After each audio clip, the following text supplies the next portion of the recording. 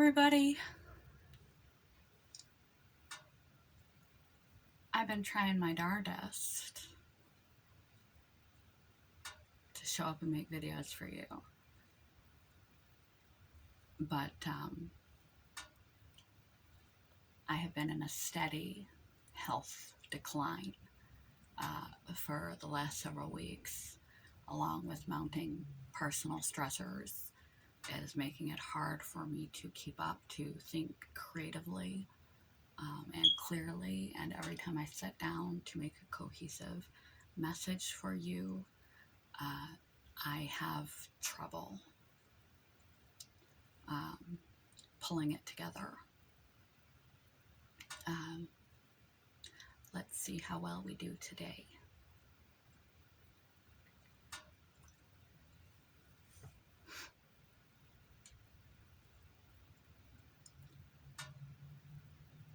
You have to advocate for yourself.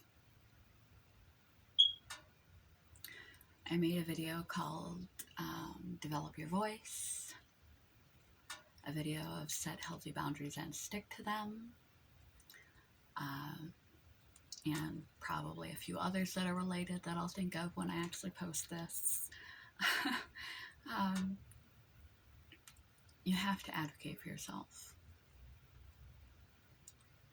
whether it be in relationship with other people,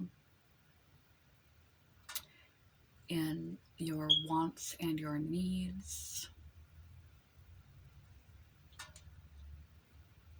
in your workplace, with your coworkers, with your boss, with people above you, people beneath you, and people on your level.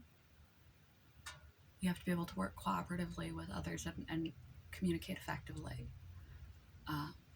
If it is in your health, you know your body better than anyone knows your body. If something is wrong with you, continue to search.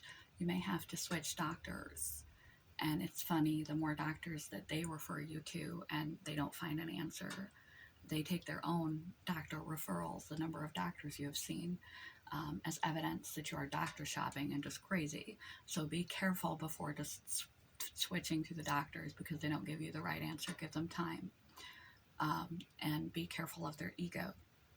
Even if you know more about your own illness than they do, you have to advocate for yourself and your health. You have to advocate for yourself and your mental health. You have to be open with your treatment team. You have to be open if you need treatment and you don't have a treatment team. You need to advocate for your needs and your wants, and especially your needs in this life. This can be really hard for people who are typically people pleasers, who tend to put other people's needs first, caretakers. A lot of women tend to put the needs of others above themselves. Just as a given, we're still societally trained to be nurturers. Men in relationship may find this difficult because they don't want to hurt their partner, so they will keep minor irritants and things to themselves until they erupt into a resentment. You can't have your needs and wants met if you cannot identify them. You have to know what you want and need, which involves some real, thorough, deep introspection. If you're unclear about your own wants and needs, you may consider journaling for a period of time to just write, and just you'll be amazed at what comes out of you.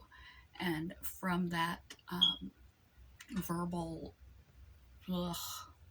onto paper, over time you'll be able to see some themes of where your mood state and your mind state is at, and what things you might need to change if you have a hard time figuring out, pinpointing your own needs, identifying what they are,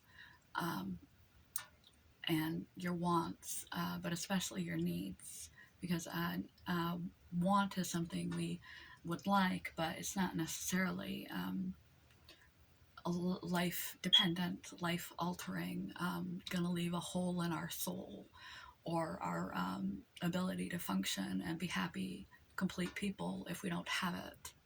A need is something that could be practical and tangible, like a medical assistive device, medicine, therapy,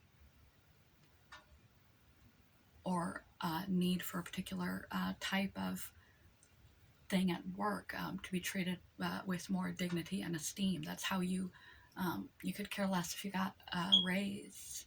You want to be treated as valuable. You could care less if you're treated as valuable and esteemed. You would like the raise. How do you like to be appreciated on your job?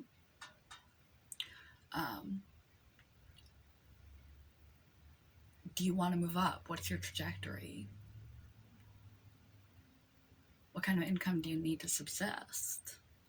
What kind of work environment do you need to live with tolerably without becoming insufferable and unhappy? In a partnership, relationship, friendship, what is a non-negotiable?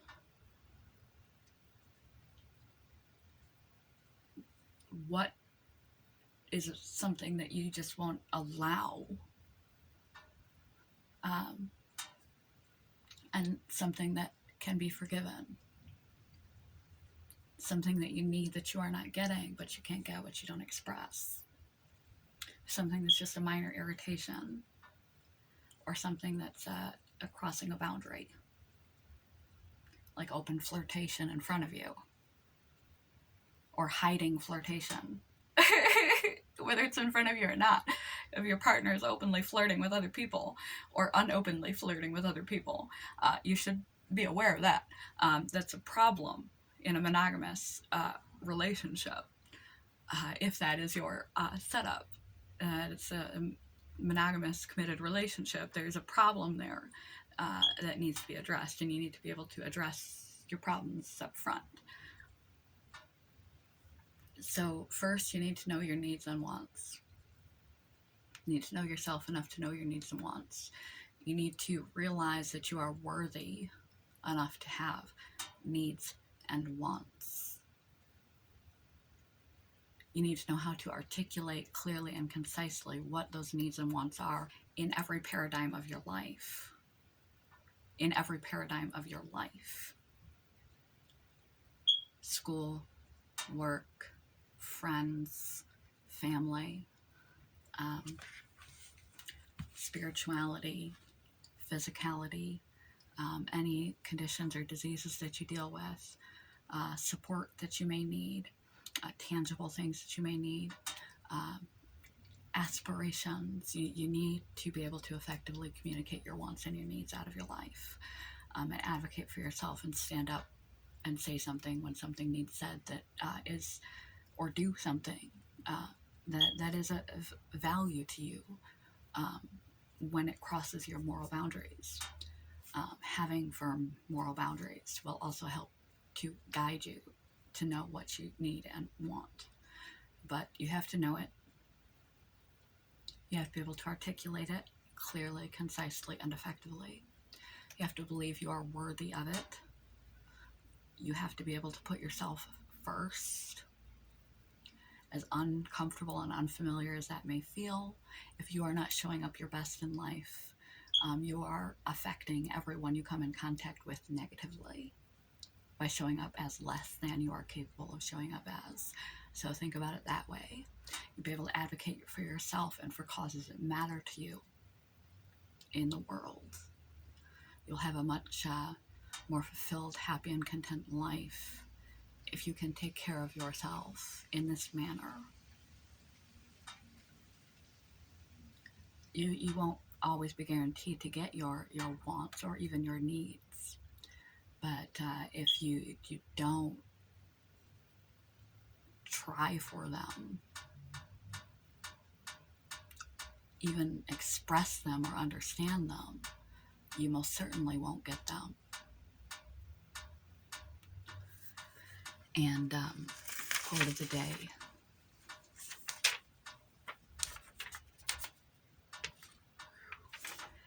it is better to die on your feet than to live on your knees. Do not be at the mercy of your circumstances, at the mercy of the wants, whims, desires, and demands of everyone and everything else around you. Don't live your obligations life. Don't be egocentric, demanding, expecting that you should get and will get everything you want and need in this life. It doesn't work that way. But you must advocate for yourself. You have to have your own back. No one knows your wants and needs like you. So no one can speak for you better than you. And as adults, it is our duty, obligation, and responsibility to speak for ourselves. We can't be upset at our workplace. We can't be upset at our relationships, intimate or friendships, if people are not meeting our needs, if we're not expressing them. We can't be upset at the system if we're not opening our mouth and advocating or attempting to make an impact.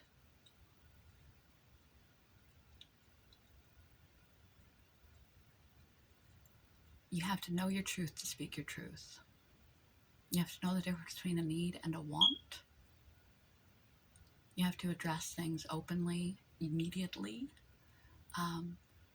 Avoidance just makes them worse.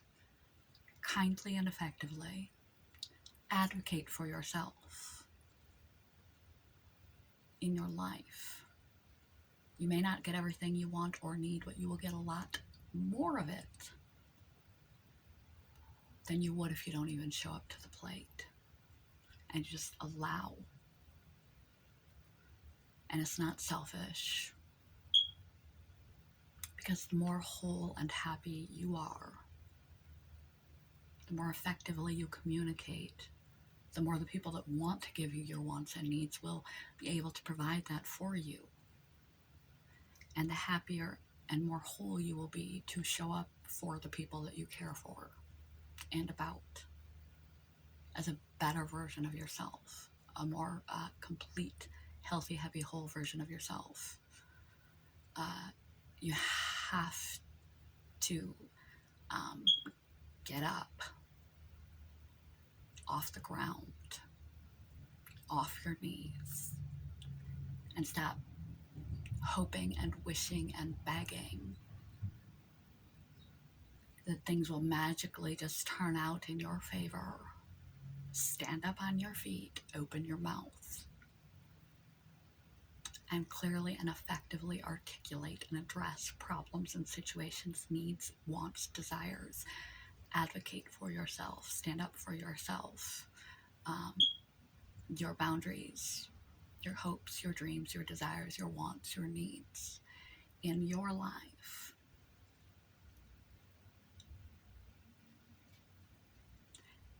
And even if you don't get there,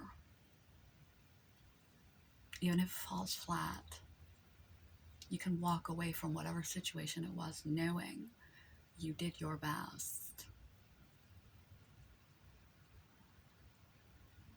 You put in your best efforts rather than passively down on your knees just hoping things would, crossing your fingers, hoping things would be different. You can walk away with a clear conscience, knowing that you tried your best. You did right by the situation by trying to do right by yourself.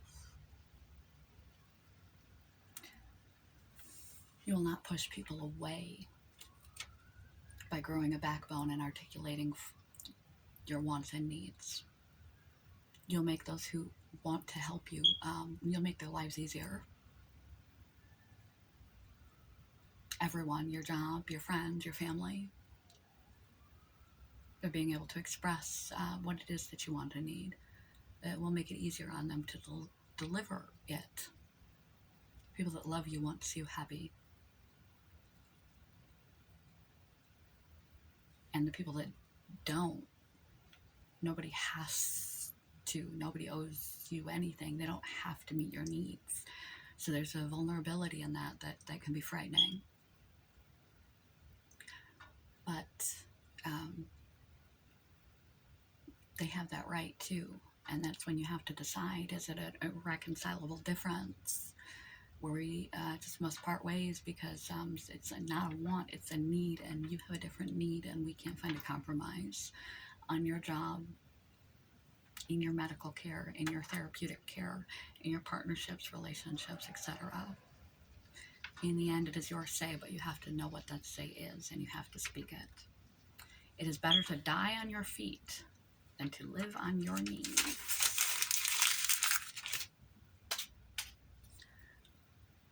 Good morning. Goodbye. Peace.